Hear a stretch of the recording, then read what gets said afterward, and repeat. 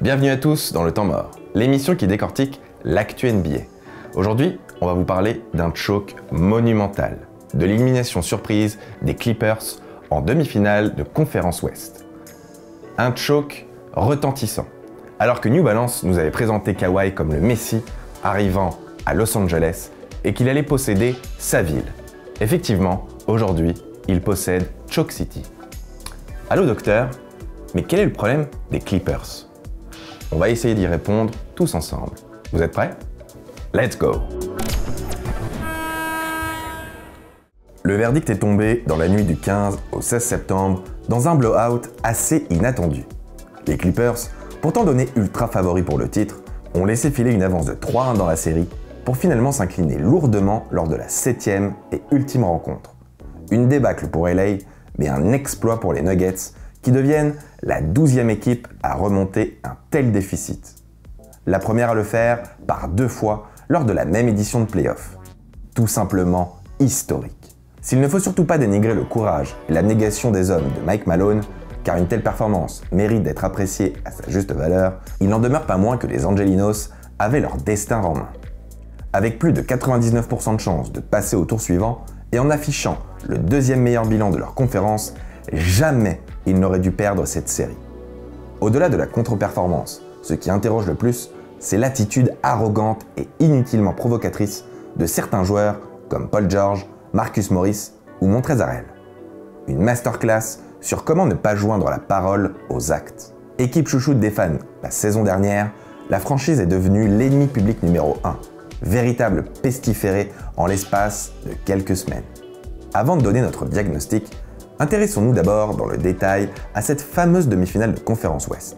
Nous verrons ensuite que le mal est plus profond et que tout au long de la saison, quelques signes avant-coureurs pouvaient laisser présager d'une élimination rapide en play-off. Plus largement, si on regarde dans l'histoire, certes limitée de la franchise, on pourrait même parler de syndrome Clippers. Enfin, nous tenterons de prescrire un remède à cette équipe malade. Changement de doc ou simple Doliprane. Pour ça, on vous donne rendez-vous en fin de vidéo. Ce n'est un secret pour personne. Les Clippers ont affiché 2 visages bien distincts lors de cette série. D'abord dominant et appliqué lors des 4 premières rencontres, puis hésitant et brouillon lors des 3 dernières. Lorsque l'on sait qu'ils étaient à 2 doigts de renvoyer les Nuggets au fin fond du Colorado ou des Balkans, cette schizophrénie évoque un syndrome bien connu des joueurs de tennis. La peur de gagner. 4 symptômes contribuent à l'expliquer. D'abord, Denver, en élevant son niveau de jeu, a introduit le doute dans l'esprit des Clippers. Mention spéciale à Jamal Murray qui a su se remobiliser après un début de série assez irrégulier. En revenant d'une situation similaire quelques jours auparavant, les Nuggets avaient déjà prouvé qu'ils pouvaient le faire. Ils avaient une confiance en eux indestructible, une véritable foi. Pour eux, revenir à égalité était sûrement la tâche la plus difficile. Une fois cela fait, la guerre psychologique était déjà remportée. On peut imaginer que dans leur tête, les Clippers avaient perdu le Game 7 avant même de rentrer sur le terrain. Ensuite, comme beaucoup l'ont fait remarquer, LA a sans doute, comme au tour précédent, sous-estimé son adversaire. Du moins, c'est ce que laisse entendre l'attitude de certains cadres de l'équipe lors des 3 derniers matchs. À 3-1 dans la série, ils ont peut-être pensé que le job était fait et se sont déconcentrés. Pour eux, leur adversaire était les Lakers et personne d'autre. C'est un narratif que les médias et les sponsors martèlent depuis le début de saison, à grands coups de Battle of LA et de publicité ridicule, donc difficile d'en imputer l'entière responsabilité aux seuls joueurs des Clippers. Mais le rôle d'un champion est de faire abstraction des distractions, d'autant plus dans une bulle, et de se concentrer uniquement sur le parquet. Si on rajoute à ça les histoires de trash talk entre Paul George et Damian Lillard, la jurisprudence LeBron Wade 2011 aurait dû lui mettre la puce à l'oreille. Ce n'est pas une attitude de champion. Pour gagner un titre, il faut être focus à 100% sur le jeu, et rien d'autre. Lillard n'avait plus rien à jouer cette saison. Paul George, si.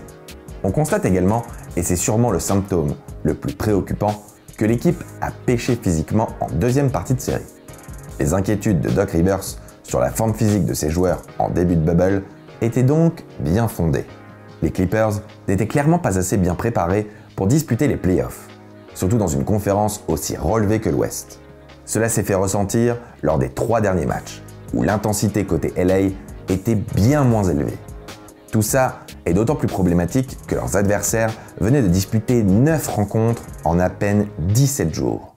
À un moment, on est obligé de se poser la question du fameux load management. Comment une équipe qui a ménagé ses superstars à ce point s'est retrouvée cramée de la sorte au pire moment? Cette terrible impression se confirme lorsqu'on analyse les chiffres. Entre les games 1 à 4 d'un côté et 5 à 7 de l'autre, les Clippers sont passés de 44 à 38 rebonds par match. Le rebond, c'est l'action symbolique de la grinta basketballistique, de la rage de vaincre et du sens du sacrifice.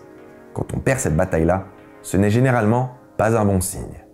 Autre stat significative, lors de ces 3 derniers matchs fatidiques, les Clippers n'ont dépassé la barre des 100 points qu'à une seule reprise, ont provoqué bien moins de lancers francs, 5,5 de moins par match, et ont vu leur pourcentage individuel au tir baisser significativement, manquant plusieurs 3 points ouverts cruciaux dans les games 5 et 6. Cette tendance s'est notamment accentuée dans les money time.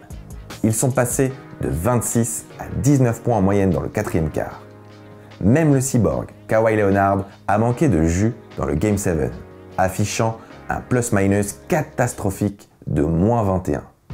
Nul besoin d'en rajouter sur Paul George, ou Pandemic P pour les intimes et les fans des Blazers. On peut penser que sa blessure à l'épaule était peut-être plus grave que prévu, et a sûrement eu une incidence sur son manque d'adresse. Ça fait plusieurs saisons qu'il utilise cette même excuse d'ailleurs. Mais nous n'avons pas tiré sur l'ambulance. Cette baisse d'intensité s'est également fait ressentir en défense.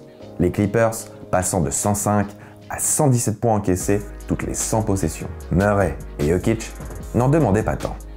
Enfin, le dernier point réside dans le manque d'adaptabilité et les mauvais choix du coaching staff Angelino. Par exemple, il a beaucoup été reproché à Doc Rivers de ne pas plus faire jouer Ivica Zubac et de lui préférer Montrezl qui, sur cette campagne de playoff, n'a pas été à la hauteur de son titre de 6e homme de l'année.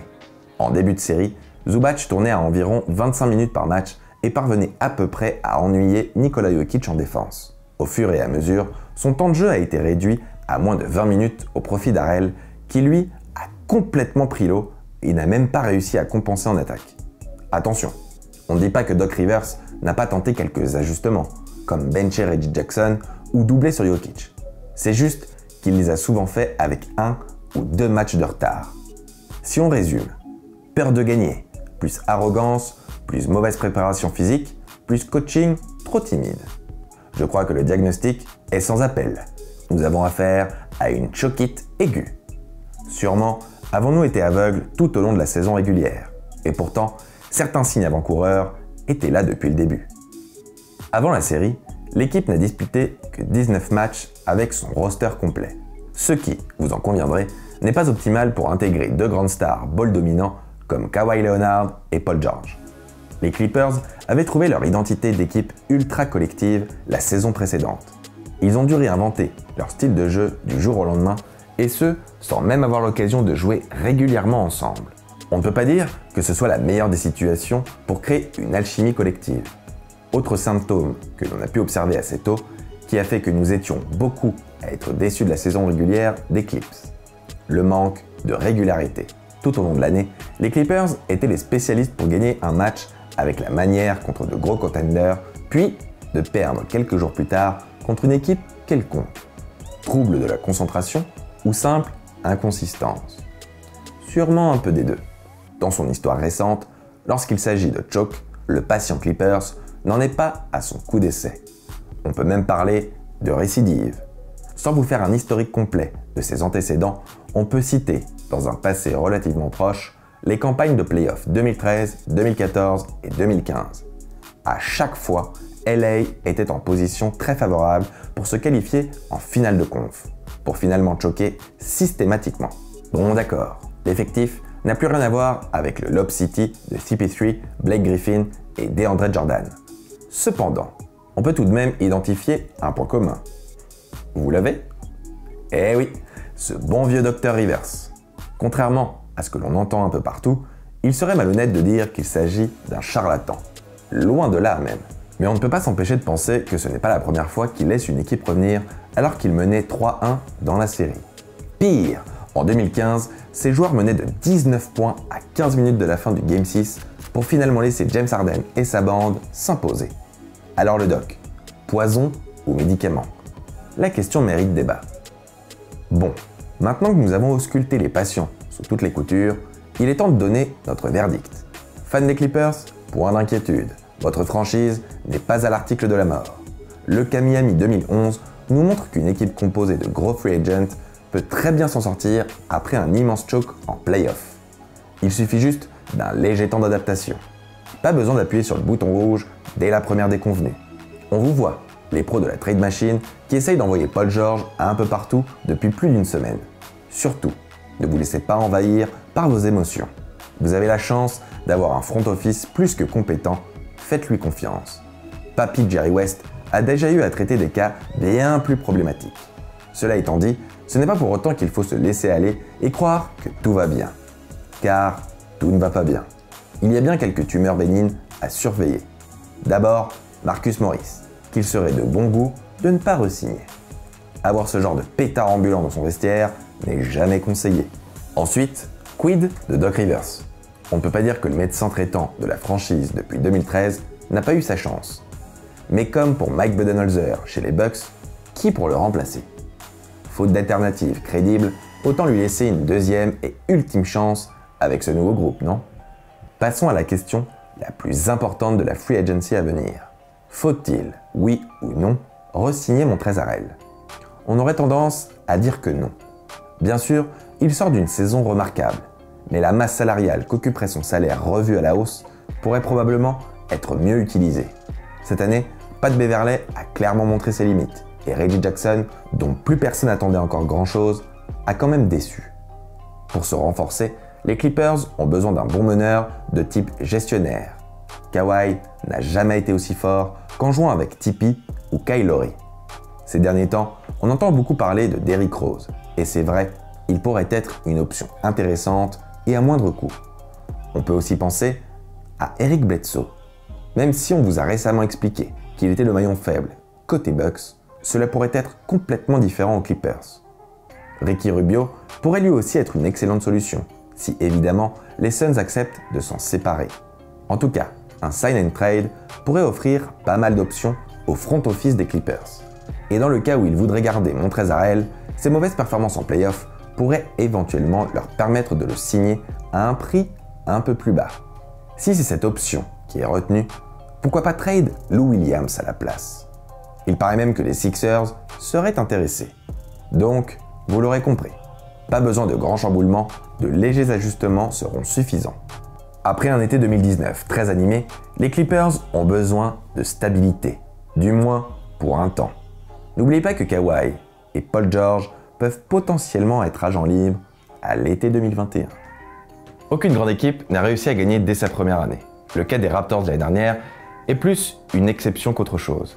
Dans un monde où l'on veut tout de suite, sur un plateau d'argent, il faut savoir respirer un grand coup et apprendre de ses erreurs.